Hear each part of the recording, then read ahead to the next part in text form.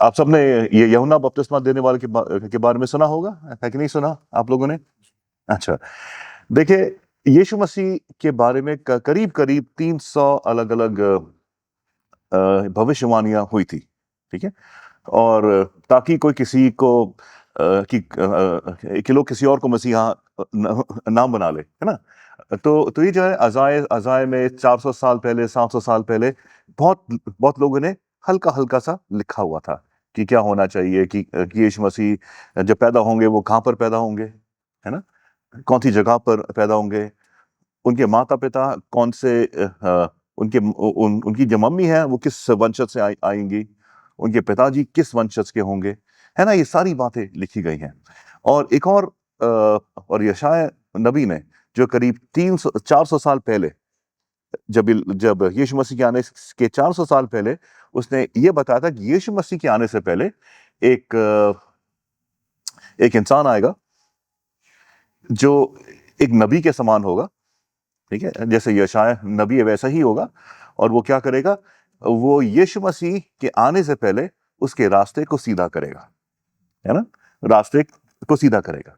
जैसे आप देखते हैं बाहर जब रोड बनती है तो इससे पहले जो बुलडोजर या वो जो कोलटा डालते हैं, उससे पहले लोग क्या करते हैं, पहले खोदते हैं, जो मोटे मोटे पत्थर हैं उसको तोड़ते हैं, है ना, है उसको चालू करते हैं, और फिर वो जो जमीन है, धरती है, उसको बिल्कुल सीधा करते हैं, है ना, सीधा करते हैं। उसके बाद वो लोग रोड रोड चलाते हैं ताकि जब रोड बने, रोड बिल्कुल सीधी बने। उससे पहले जो जमीन थी, वो जमीन थी बहुत उबड़ खाबड़, है ना, उबड़ खाबड़ थी, लेकिन उसको सीधा करके बहुत अच्छी सी रोड बन जाती है।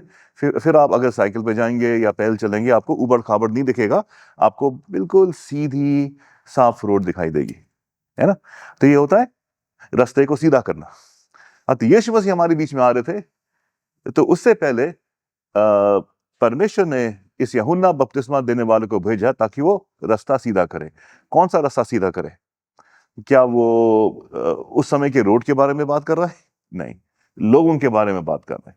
इससे पहले कि वो लोग यीशु मसीह को समझें कि ये कौन है, वो चाहता था कि लोग अपने जीवन को साफ करें, ताकि जब परमेश्वर आए, उनका वचन आए, तो वो सब अच्छी तरीके से वो समझ पाए और वो जान ले कि ये जो यीशु मसीह है, यही यही है जिसका जिक्र पुराने नियम में किया गया था, है ना। तो ये तो फिर कुछ चीजें जो इसके इसके बारे में है कि यूहन्ना बपतिस्मा देने वाला असल में यीशु मसीह का कजन था। उसकी माता मरियम थी, उसकी जो कजन थी एलिजाबेथ, वो 6 महीने पहले उसका बच्चा हो गया था। और बच्चा होने से पहले इसके बारे में यूहन्ना बपतिस्मा देने वाले के बारे में ये थी कि ये कभी भी ये शराब नहीं पिएगा, और ये क्या कहते हैं, जो टिड्डे होते हैं उनको खाएगा, और शहद पिएगा, और ये वीरान में, जहां पर जंगल है, जहां जहां रेगिस्तानी जंगल है, वहां पर रहेगा। ऐसा क्यों? ऐसा क्यों? क्योंकि ये नबी था, है ना। इसको कहते हैं ये पुराने नियम का अंतिम नबी, अंतिम नबी। और नबी अक्सर ऐसे ही काम करते थे, ऐसे ही जगह पर वो लोग रहते थे जहां पर कोई नहीं होता था, है ना। तो अगर शहर में रहता, है ना, बीवी बच्चे होते, सब होता, उसके बाद बोलता कि मैं तुम्हें बताने आऊं, तो कोई इसकी बात नहीं मानता। बोला भाई तुम तो भाई हमारे बीच के हो, है ना। तो परमेश्वर का वचन आपके द्वारा कैसे हम ले लें? वो समय अलग था, है ना। उस समय परमेश्वर का वचन केवल नबी लोग ही बताते थे। अगर हम इब्रानियों का पहली आयत हम पढ़ेंगे, तो उसमें लिखा है कि पहले परमेश्वर का वचन हमारे पास नबियों के द्वारा आया करता था, है ना, नबियों के द्वारा आया करता था। तो यहाँ पर यूहन्ना बपतिस्मा देने वाला आया, और वो केवल एक एक खाल के कपड़े पहनता था, जो आजकल हम कपड़े पहनते हैं, उस समय के कपड़े भी नहीं पहनता था। वो एक ऊंट की खाल का जो बिल्कुल वो होता है, बहुत ही खुरदरा सा जो कपड़ा होता था, वो पहनता था, टिड्डे खाता था, और वो और वो क्या करता था ये, और वो शहद खाता था और कुछ नहीं करता था। तो मतलब अगर कोई ऐसा इंसान है, जो जंगल में रहता है और जो टिड्डे खाता है, जो कपड़े नहीं खरीदता, खाल के कपड़े खुद बना के पहनता है ना, उस उसको उसको आप कैसे अपने बस में ला सकते हो? उसको कैसे चुप करा सकते हो? क्या बोलोगे? कि अगर ऐसा करोगे तो हमारा घर छीन लेंगे। भाई घर तो है ही नहीं, क्या छीनोगे, छीन लो। है तुम्हें नंगा कर देंगे। नंगा तो मैं हुई, क्या करोगे? है तुम्हारा खाना वाना सब बंद। मैं तो खाता ही नहीं। है ना? जो मैं खाता हूं ये तो सब जंगल में ही होता है ना? तो ऐसी बात है कि अगर ऐसा है तो एक ऐसा व्यक्ति था जिसको कोई छू नहीं सकता था और कोई बोल नहीं सकता था कि इसके अंदर कोई पाप है, क्योंकि वो तो भाई जंगल में रहता है ना?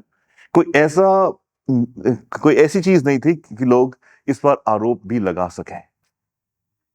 कोई ये भी नहीं कह सकता था कि ये पैसे के लिए काम कर रहा है। ये पैसे की उसको जरूरत ही नहीं है ना? तो है ना, पैसे तो चाहिए नहीं मुझे। और कोई नहीं कह सकता था कि ये रोमन है या साम्राज्य की बात है, क्योंकि ना तो किसी शहर से उसका लेना देना था, कुछ नहीं था। अब वो तो अकेला जंगल में रहता था। ठीक है। तो एक ऐसे व्यक्ति को परमेश्वर ने तैयार किया जिसने आकर परमेश्वर यीशु मसीह का रास्ता साफ किया। और उसका क्या था? उसका नाम था यूहन्ना बपतिस्मा देने वाला। और वो क्या करता था? वो बपतिस्मा देता था। और ये जो थी इज़राइल में बहुत ही एक अचंभी सी बात हुई थी, क्योंकि इज़राइल के लोग बपतिस्मा नहीं लेते थे। वो लोग नहीं लेते थे। अगर कोई गैर इस्राएली है, कोई बाहर का व्यक्ति है, वो इस्राएल में आना चाहता है, वो चाहता है कि वो परमेश्वर के पास आए और वो इज़राइली बन जाए, तो उनके लिए होता था। क्योंकि वो लोग उन लोगों को लोग बिल्कुल उनको अजीब मानते थे, उनको गंदा मानते थे। तो परमेश्वर के पास आने से पहले या परमेश्वर की जो प्रजा है उसको ज्वाइन करने से पहले उसका नहलाना होता था, बपतिस्मा, ताकि ताकि सबके सामने नहा के उसकी सारी गंदगी गई। और वो मतलब ऐसे तो नहीं कि मतलब शारीरिक गंदगी, लेकिन ये होता था कि मानना कि मैं अब संसार के लिए मर चुका हूं, अब केवल परमेश्वर के लिए जीवित हूं। ये बपतिस्मा वो नहीं है जो आजकल हम लोग लेते हैं, ये उससे पहले का है। ये था कि अगर कोई परमेश्वर के पास आना चाहता है, जैसे ये प्रथा केवल यहाँ पर नहीं है। ये प्रथा जब ये होता है कि जब परमेश्वर की सच्चाई जब आती है लोगों में और बहुत सारे साल हो जाते हैं, तो लोग उनमें से कुछ कुछ चीजें अपने देवी देवताओं में भी करने लगते हैं, है ना? तो जैसे अगर आप जाएंगे किसी गुरुद्वारे, आप पहले अपना जूती उतारेंगे, फिर पानी का झरना होगा, उसमें पैर डाल के निकलना पड़ेगा आपको, है ना? पैर साफ होना चाहिए, क्योंकि उनकी मान्यता है कि ये जो जगह है बहुत बहुत ही पवित्र है, उसको हम अपने पैर की गंदगी नहीं ला सकते। ठीक है, जो भी है। लेकिन ये था कि आप इज़राइल में आ रहे हो, तो उस इज़राइल में आने से पहले अपनी गंदगी आप इज़राइल में नहीं लाओगे। आप पूरी तरीके से डुबकी होगी नदी के अंदर, बाहर निकलोगे, उसके बाद आप इज़राइल में शामिल हो सकते हो। लेकिन यहां पर यूहन्ना बपतिस्मा देने वाले ने क्या किया? उसने कहा कि हम सबको ये करने की आवश्यकता है, क्योंकि हम सबके अंदर पाप है। हम सबके अंदर पाप है। तो इससे पहले यीशु मसीह बताए आपको, जैसे पाप की सजा को लेने के लिए आया था, उससे पहले बहुत जरूरी है कि आप मानो कि आप पापी हो। अगर आप मानते ही नहीं आप पापी हो, तो फिर यीशु मसीह का कोई मतलब ही नहीं होता, है ना? अगर आप कह दो नहीं नहीं मैं तो बहुत अच्छा हूँ, बहुत अच्छा हूँ, है ना? और सब लोग अपने बारे में यही कहते हैं कि मैं तो अच्छा हूँ, है ना? हाँ, मतलब कि जो बुरे बुरे काम होते हैं मैं वो नहीं करता, मैं ड्रग्स नहीं लेता हूँ, मैं चोरी नहीं करता, मैं डकैती नहीं नहीं डालता। इन सब चीजों से हम बोलते हैं कि हम वैसे नहीं, हम मैं अच्छे अच्छे हूँ। लेकिन अगर हम अपने मन के अंदर देखें तो हम में से कोई भी अच्छा नहीं है। हम सब के अंदर ईर्ष्या है, हम सब के अंदर बुराई छिपी है ना। तो इस काम को ये बताने के लिए कि हम सब में गंदगी है, यहाँ पर यूहन्ना बपतिस्मा देने वाला आया था हमें ये बताने के लिए। और उसने बताया कि हम सबको पानी का बपतिस्मा लेने की जरूरत है। हम सबको पाप से ये मानना जरूरी है कि हम सब पापी हैं। ये बहुत जरूरी है ना। तो तू आया और उसने क्या किया? यूहन्ना 7वीं आयत में यूहन्ना उससे बपतिस्मा ले आए, अपार जन समूह से कहता, अरे सांप के बच्चों, तुम्हें किसने चेता दिया कि तुम आने वाले क्रोध से बच निकलोगे?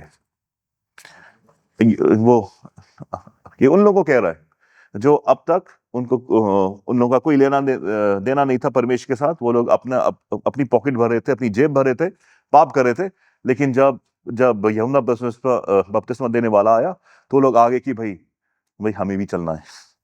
मतलब इतना सारा कुकर्म करके आ रहे तुम लोग, चलो आ जाओ, कोई बात नहीं है। लेकिन उनको बताया जरूर है कि तुम बिल्कुल सांप के बच्चे के समान हो। तुम सांप के बच्चे हो। सांप के बच्चे, आपने सांप के बच्चे देखे? सांप देखा है? सांप देखा है? सांप अच्छा लगता है? हाँ, घर में पालने के लिए अच्छा है? रोज उसको दूध पिलाएंगे, है ना। वो सांप होगा, फिर अगर पीठ में खुजली होगी, सांप को भेजेंगे, यार थोड़ा खुजा के आना, ऐसा करना नहीं। सांप किसी के साथ नहीं, किसी का दोस्त नहीं होता सांप। वो आप उसको पाल नहीं सकते, उसको पाल नहीं सकते। जो सांप को पालता है उसको भी डस लेता है सांप, है ना। वो नहीं देखता कि इसने मुझे पाला है, इसने मुझे दूध पिलाया है, नहीं, ऐसा जानवर है। तो उसको कहता है कि सांप के बच्चों, मतलब सांप के बच्चों मतलब तुम लोगों के साथ कितना भी अच्छा किया जाए तुम लोग बुरा ही करोगे, हैं? जितना भी अच्छा किया जाए तुम लोग बुरा ही करोगे। तुम्हें किसने चेता दिया कि तुम आने वाले क्रोध से बच निकलोगे? परिणामों द्वारा तुम्हें प्रमाण देना होगा कि वास्तव में तुम्हारा मन फिरा है, और आपस में ये कहना एक आरंभ मत करो कि इब्राहिम हमारे पिता है। ठीक है। फिर उसने तब भीड़ ने उससे पूछा 10वीं आयत में, तो हमें क्या करना चाहिए? उत्तर में उसने उसने उसने कहा, जिस किसी के पास 2 कुर्ते हैं वो उन्हें जिसके पास ना है उनके साथ बांट ले, और जिनके पास भोजन है वो भी ऐसा करें। फिर उन्होंने उससे पूछा, हे गुरु, हमें क्या करना चाहिए? फिर उसने उत्तर दिया, जितना चाहिए उससे अधिक एकत्र मत करो। क्योंकि जो पूछने वाले थे वो, हाँ, महसूल लेने वाले थे, और उनका धंधा ही ऐसा होता था कि वो उतना ले जितना जितना नहीं, जो हमें ज्यादा लेते थे, ये तभी तो उनकी कमाई होगी। जितना लेंगे उतना देंगे तो फिर उनका क्या फायदा होगा, है ना। महसूल का क्या फायदा होगा? लेकिन ये था कि जितना चाहिए उतना ही लो। एक परसेंटेज है आपका, 2%, 3%, उतना लो। ये नहीं कि 10%, 20% आप ले रहे हो, जितना सही बनता है। तो मतलब क्या था कि ये यहाँ पर यूहन्ना बपतिस्मा देने वाला उनको बता रहा था कि आप लोग अपने आप को कहते हो कि हम यहूदी हैं, हम इब्राहिम के बच्चे हैं, हम अच्छे हैं। लेकिन उसने 2-3 स्टेटमेंट मार के बता दी कि कोई अच्छा नहीं है। मतलब कि आपके पास 2 कोट हैं, आपके पास 2 स्वेटर हैं, आप बाहर जा रहे हो, आपको एक ऐसा व्यक्ति मिलेगा जिसका एक भी स्वेटर नहीं है, तो एक उसको दे दो। ये कभी सोचा आपने? नहीं सोचा, कभी नहीं सोचा। क्योंकि हम पापी हैं, क्योंकि हम केवल अपने बारे में सोचते हैं, औरों के बारे में नहीं सोचते। अगर औरों के बारे में सोचते होते तो हम पहले ही उसका इंतजाम कर लेते होते। एक पापी इंसान केवल अपने बारे में सोचता है, केवल अपने बारे में। और यूहन्ना बपतिस्मा देने वाला ये बताने के लिए आया था कि हम पापी हैं क्योंकि हम लोग अपने बारे में ही सोचते हैं। और क्या करना चाहिए?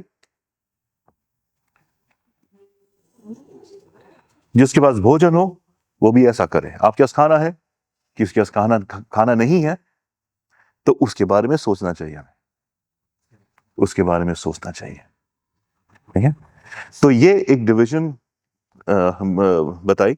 और कोई भी खरा नहीं उतरा, यार कोई भी खरा नहीं उतरा।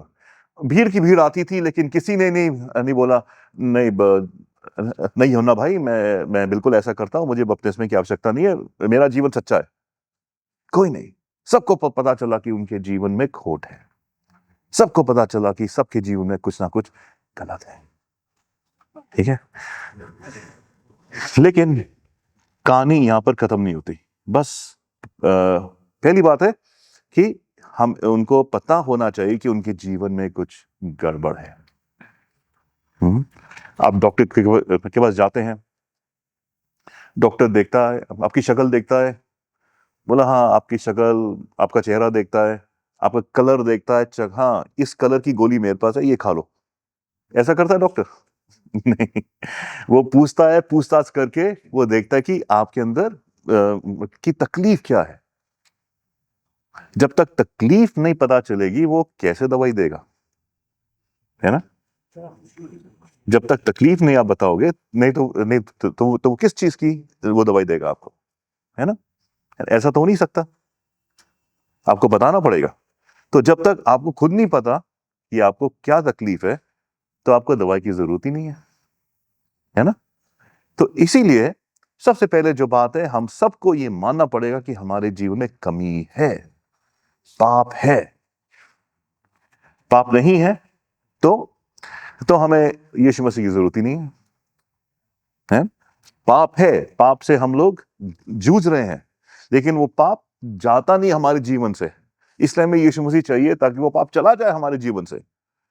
और पाप का जो कर्स है, पाप करने के बाद जो जो जो सजा मिली है, वो सजा चली जाए हमारी, वो सजा चली जाए, इसलिए हमें यीशु मसीह की आवश्यकता है ना? तो आज जो यूहन्ना बपतिस्मा देने वाला का जो मैसेज है वो हम सब पर आता है। अभी क्रिसमस आने वाला है, उसकी तैयारी चल रही है, लोग अपने घर में चेरीज काट रहे होंगे, केक में डालने के लिए अलग अलग चीजें कर रहे होंगे, लेकिन यह है कि क्या आप अपने दिल को तैयार कर रहे हैं, है ना? क्या अपने दिल को तैयार कर रहे हैं, है ना? क्योंकि तो ये जो मैसेज इसका है, ये यूहन्ना बपतिस्मा देने वाला हमारे लिए बिल्कुल सही है, क्योंकि हम लोग कभी सोचते हैं कि हम बिल्कुल सही हैं, लेकिन सही नहीं है। हम सही हैं क्योंकि हम अपने बारे में सोचते हैं, अपने परिवार वाले को सोचते हैं, और वो सही है। नहीं, जब तक अपने पड़ोस के बारे में नहीं सोचोगे, उसके बारे में आपकी क्या विचारधारा है, उसके साथ हम लड़ाई करते हैं या चाहते हैं कि वो घर छोड़ के चला जाए या कुछ और हो जाए, या उसके बारे में हम लोग कुछ बुरा भला कहते हैं, तो हमारे अंदर सच्चाई नहीं है, हम लोग अच्छे व्यक्ति नहीं हैं। एक अच्छा इंसान औरों का भला चाहेगा, हमेशा औरों का भला चाहेगा, चाहे उसको वो थप्पड़ मार रहा हो। बाद में यीशु मसीह है ना, यही कहते हैं ना, यही कहते हैं ना। तो ये है कि हम अपने दिलों के अंदर झांक के देखें, क्या हम दूसरों के लिए अच्छा चाहते हैं कि नहीं। अगर चाहते हैं, अगर नहीं चाहते हैं, तो हमें परमेश्वर के सामने आके उससे माफी मांगनी पड़ेगी, फिर यीशु मसीह के सामने जाके माफी मांगनी पड़ेगी, तब यीशु मसीह हमारे पापों को क्षमा कर देगा। हमारे पापों को क्षमा कर देगा। तो हम अपने बारे में नहीं सोचें, क्योंकि हमारे बारे में कौन सोच रहा है? परमेश्वर। तो वो हमारे बारे में ज्यादा अच्छा सोच सकता है। हमारे अपने बारे में सोचने से अच्छा परमेश्वर सोच सकता है हमारे बारे में, उसका प्लानिंग बिल्कुल सही है। लेकिन हमें उन लोगों के बारे में सोचना है जिनके बारे में परमेश्वर सोच ही सकता, क्योंकि उनने परमेश्वर को अपना जीवन नहीं दिया है ना? परमेश्वर और उनका कोई मेल जोल नहीं है, क्योंकि उनने परमेश्वर को नहीं अपनाया है। तो हमें उनके बारे में सोचना है। परमेश्वर हमारे बारे में सोचता है, हमें उनके बारे में सोचता है, जब तक परमेश्वर उनके बारे में सोचने ना लगे, है ना? ये मैसेज था, और यही चाहता हूं हम सब इसको बहुत ही गंभीरता से ले, बहुत ही गंभीरता से ले कि परमेश्वर मेरे जीवन में क्या करना चाहता है, औरों के लिए काम करवाना चाहता है। ये जो यूहन्ना बपतिस्मा देने वाले का था, इसको कुछ अपने लिए इसको कुछ फायदा नहीं हो रहा था यहाँ पर जंगल में रहने का, है ना। कौन चाहेगा कि जंगल में रहे? कौन चाहेगा कि बस एक छोटे से कपड़े में रहे? कौन चाहेगा? लेकिन औरों के लिए उसने जान दी। फिर यीशु मसीह जब आए, यीशु मसीह ने भी औरों के लिए अपनी जान दी, अपने लिए नहीं, अपने लिए कुछ नहीं किया, औरों के लिए। तो हम जब यीशु मसीह के चेले हैं, उसके पीछे चलते हैं, तो हमारे दिमाग में भी हमेशा दूसरे लोग पहले आने चाहिए अपने जीवन से द्वारा, अपने आप से पहले दूसरे। तो मतलब अगली बार हम किसी शादी में जाएं हैं और लाइन में खड़े हैं, यहाँ पर खाना सर्व हो रहा है और हमारी बारी आ गई, हमारे पीछे लोग हैं, तो देखते हैं भाई ये पीस बहुत अच्छा है, नहीं मेरे पीछे वाले को मैं दे देता हूँ, अपने लिए छोटा सा पीस ले लेता हूँ, है ना। या 2 रोटी पड़ी है और रोटी आने वाली है, मैं छोड़ देता हूँ, उसको लेने दो। लेकिन हम क्या करते हैं, सबसे पहले मैं, सबसे अच्छा पीस मुझे चाहिए, सबसे अच्छी रोटी मुझे चाहिए, है ना। वो जो जले पापड़ है वो नहीं छूंगा, जली रोटी नहीं छूंगा। अरे कोई ना कोई तो खाएगा बेचारा। आप वो जले पापड़ लेके उसको अच्छा दे रहे हो, औरों के बारे में सोच रहे हैं, औरों के बारे में सोच रहे हैं। यही हमारा जीवन होना चाहिए यीशु मसीह में।